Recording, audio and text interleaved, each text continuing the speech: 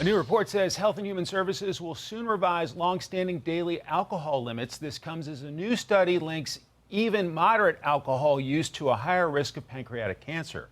For more, let's bring in Dr. Mahsa Tehrani, a rheumatologist and nationally recognized medical expert. Doctor, welcome. So what about this report that the U.S. government may remove the guidelines for 1 to 2 drinks per day?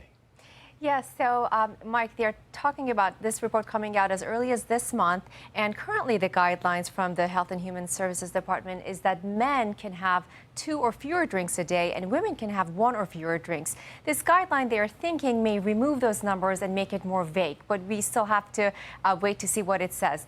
This is all coming in a time where we have these types of new studies that link alcohol consumption, though, with cancer and a lot of chronic health conditions. This study that just came out showed that having as little as 2 alcoholic beverages a day will significantly increase the risk of pancreatic cancer, and any additional drink thereafter will increase that risk by 3%. So we know that alcohol is not helping our health, and the bottom line here is that if you do want to drink, you have to understand that there is a significant link with multiple cancers, including breast, pancreatic, colon cancer, esophageal cancers. My practical advice to everyone is there are a lot of alternatives on the market now. Lately, it's trending that there are these non-alcoholic mocktails. That's a reasonable alternative. But bottom line is, if you do choose to drink, make sure to have an anti-inflammatory diet. Make sure to exercise, because both of these are independent factors that can decrease that cancer risk. Growing up in a Greek family, we were told everything in moderation. What about that, Doc? In moderation, but moderation is a very vague term. In the UK, they say alcohol consumption can be 14 per week. In Canada, much tighter. They say 2 per week. So we have to figure out what moderation means. It's more of a personalized decision based on patients' background, cancer history, and things like that. Then there's a study saying linking screen time and suicidal behavior. As parents, you worry about that. What about that report? They looked at a recent study. 4,000 kids were analyzed over a period of 4 years. And they, rather than looking at screen time, they looked at the addictive use of these devices. That means if you try to take the device away from the child and they show this resistance or they become disturbed, those are parts of what's called addictive behavior. And in this study, they looked at video game use, they looked at social media use, and cell phone use. And they found that all 3, Mike, lead to 30 to 40% increased risk of these highly addictive behaviors.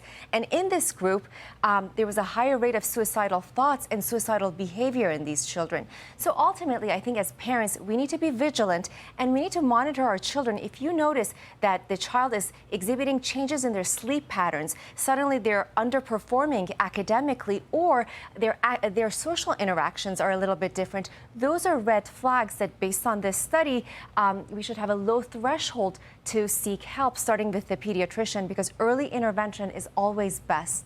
And the artificial light, I guess, impacts sleep, right? Artificial light, the blue light, absolutely can impact sleep.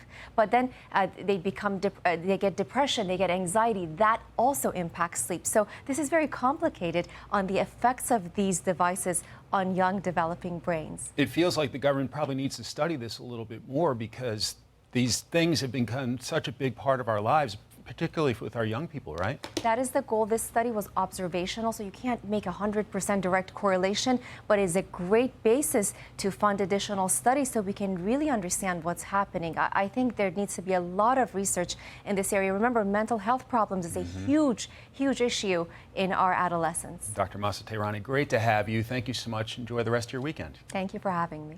Hey, it's Will Cain. Click here to subscribe to the Fox News channel on YouTube. It's the best way to get our latest interviews and highlights. And click to subscribe to the Will Cain podcast for full episodes right now.